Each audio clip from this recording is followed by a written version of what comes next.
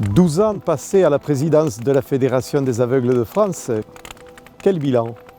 Un monde associatif plus fort, rassemblé sous la bannière des aveugles de France, 52 adhérents aujourd'hui. Une priorité accordée à la petite enfance et à l'éducation. Une ouverture sur le monde du sport et des loisirs.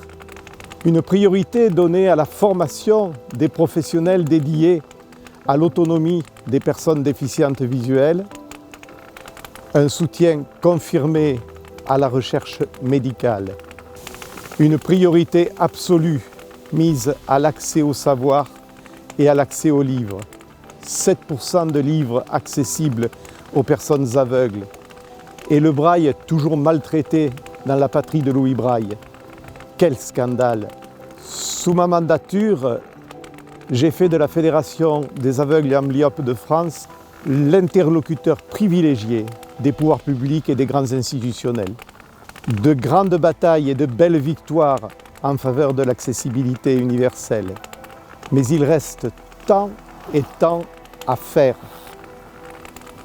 Aujourd'hui, je transmets les statuts de la Fédération des aveugles de France à Anne Renoux, nouvelle présidente, une vraie clé pour agir.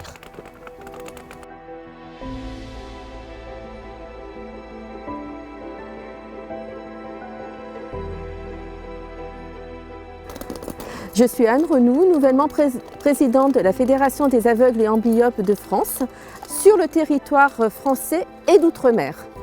Je suis déficiente visuelle depuis toujours et aveugle depuis l'âge de 30 ans. Militante dans l'âme, je fais partie des associations de déficients visuels depuis un peu plus de 20 ans. Un des combats est la promotion du braille. Le braille est notre écriture. L'apprentissage du braille chez les jeunes enfants va lui assurer sa scolarité et l'accès aux études supérieures. Il nous faut absolument avoir des sites internet accessibles pour pouvoir justement prendre connaissance de ces informations. Le combat de l'accès numérique, je le vois sur 3 plans. Le premier, inciter les centres de formation universitaires et professionnels pour qu'il y ait des modules d'accessibilité numérique. Convaincre les décideurs privés et publics pour que les logiciels métiers soient accessibles aux personnes déficientes visuelles. Et mon troisième point, c'est former les personnes déficientes visuelles aux logiciels adaptés. Un autre axe prioritaire, l'emploi.